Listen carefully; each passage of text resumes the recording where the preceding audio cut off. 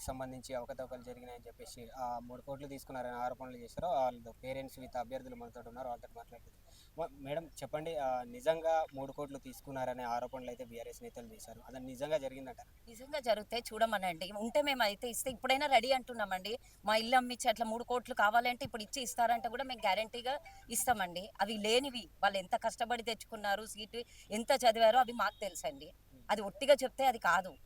ఒట్టిగా వాళ్ళు ఏవో అంటే అయిపోదు కదండి. మీరు వచ్చి చూడమని కూడా చెప్తున్నాం. 3 కోట్లకు అమ్మితే మేము కూడా రెడీగా ఉన్నామనేసే అంటున్నాం.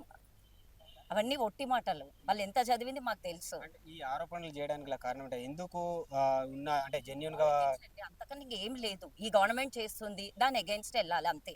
హ్మ్. ఈ గవర్నమెంట్ అగెయిన్స్ట్ కోసమని పిల్లల్ని చేస్తున్నారు. హ్మ్. ఇంకా వాళ్ళకి వేరే ఛాన్స్‌లు ఉంటాయి కదండి పిల్లలని దాని మీద.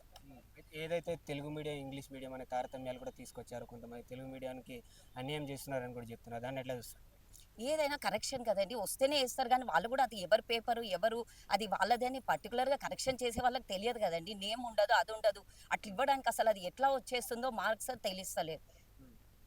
ఇప్పుడు ఇది ఈమెది పేపరు, ఇది వీళ్ళది పేపర్ అనేసి వాళ్ళైతే మార్క్స్ ఎయ్యరు కదండీ. తెలుగు మీడియమా, ఇంగ్లీష్ మీడియమా అక్కడైతే మెన్షన్ అయితే ఉండదు. కానీ అట్లా ఉండదు. ఎవరికి చదివిన వాళ్ళకి మార్క్స్ వస్తాయి కదండీ.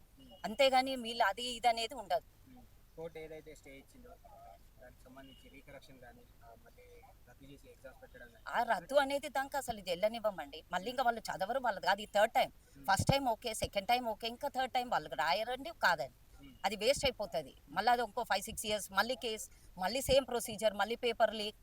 అది కాదన్న గ్యారంటీ ఉంటదా? అదే ఏదైతే కోర్ట్ వాళ్ళకి టీజీపీఎస్‌కి లేదు లేదు. డివిజనల్ అది లేదండి. ఇంకా హైకోర్టుకు, సుప్రీం కోర్ట్ అవిటికి వెళ్తారు గానీ అదైతే ఒప్పుకోమండి. రీ ఎగ్జామ్ అనేది ఒప్పుకునేదే లేదు. మీరు ఒక ఆస్పిరెంట్‌గా చెప్పండి. ఎట్లా చూస్తారు దీని సినారియోని మొత్తం ఎట్లా చూస్తారు? 3 కోట్ల సినారియో. సార్ 3 కోట్ల మీద సారీ సార్, ఇంకా పేరెంట్స్ చెప్పేశారు. మా దగ్గర ఇంకా వర్డ్స్ లేవు. అదంటే జరగలేదని మేము ఇంత గట్టిగా వచ్చి చెప్తున్నప్పుడు దాని గురించి కాకుండా ఇంకా స్టేట్ ముందుకెళ్ళాలన్నంత థాట్లోనే మేము అందరం రెడీగా ఉన్నాం. మాకు ఎఫ్ఎస్ఎల్ ఇచ్చేసేయండి, అపాయింట్మెంట్స్ ఇచ్చేయండి మాత్రం చెప్తున్నాం సార్. అంటే ఏదైతే మీరు కాకుండా వేరే వాళ్ళు కూడా కోర్టులో కేసు చేయడం జరిగింది. Telugu medium, English medium, Telugu medium వాళ్ళకి అన్యాయం జరిగిందనే సినారియోని తీసుకొచ్చి కూడా ముందు పెట్టుకున్నారు సార్. నేను మాట్లాడుతానన్న. తెలుగు మీడియం అంటున్నారు కదా. నేను ఎంపీహెచ్ఎస్ గడ్డంపల్లిలో చదువుకున్నానన్న. మండల్ పరిషత్ హై స్కూల్ గడ్డంపల్లి నాగర్ కర్నూలులో చదువుకున్నాను. నేను తెలుగు మీడియంతో స్టార్ట్ చేశాను. గవర్నమెంట్ కాలేజ్లో చదువుకున్నా. Degree government college, Koti women's college. PG government college, Osmania arts college. Gold medalist అన్న, ఎంఏ ఇంగ్లీష్ లిటరేచర్. నాకు కష్టమైన నేను తెలుగు రాయగలను, చదవగలను. ఇంగ్లీష్ రాయగలను, చదవగలను. నాకు కంఫర్ట్ ఇంగ్లీష్లో ఉంది, ఇంగ్లీష్లో రాశాను. ఇప్పుడు నేను ఇంగ్లీష్ మీడియం అని ఎట్లా అంటారు మీరు? ఒక మాట, తెలంగాణలో పుట్టాను, నాకు తెలుగు రాకుండా ఎలా ఉంటుంది అన్న? అట్లా ఏం లేదన్న. ఇంగ్లీష్ మీడియం, తెలుగు మీడియం ఏం లేదు. మేము తెలుగు మీడియంలో చదువుకున్నాం, గవర్నమెంట్ కాలేజ్లో చదువుకున్నాం. తెలుగు మీడియం అంటే మీరు దాన్ని సోషల్ ఆస్పెక్ట్ లాగా చూస్తున్నారా? అయితే నేను గవర్నమెంట్ కాలేజ్లో చదువుకున్నాను. అండ్ నేను Telangana minority study circle student అన్న. నేను స్కాలర్షిప్ బేసిస్ మీద చదువుకున్నాను. ఇప్పుడు చెప్పండి, నేను కొంటానా అన్న 3 కోట్లు పెట్టి? నేను స్కాలర్షిప్ మెరిట్ బేస్డ్ మీద చదువుకున్నాను అన్న. నేను సార్ ఏ మీడియం అయినా లాస్ట్కి సర్వ్ చేసే తెలంగాణ స్టేట్కే కదా సార్. సో మీడియం బేసిస్ మీద డివైడ్ చేస్తే మేము గొడవలు పెంచడమే కానీ తగ్గించడం లేదు అక్కడ.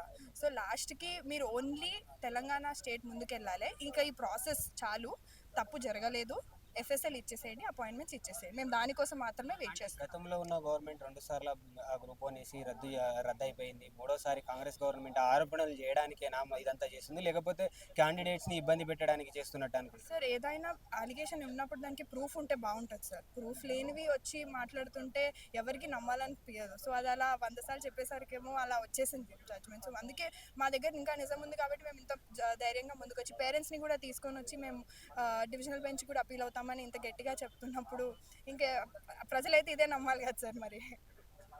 Subscribe us and press the bell icon for more interesting updates.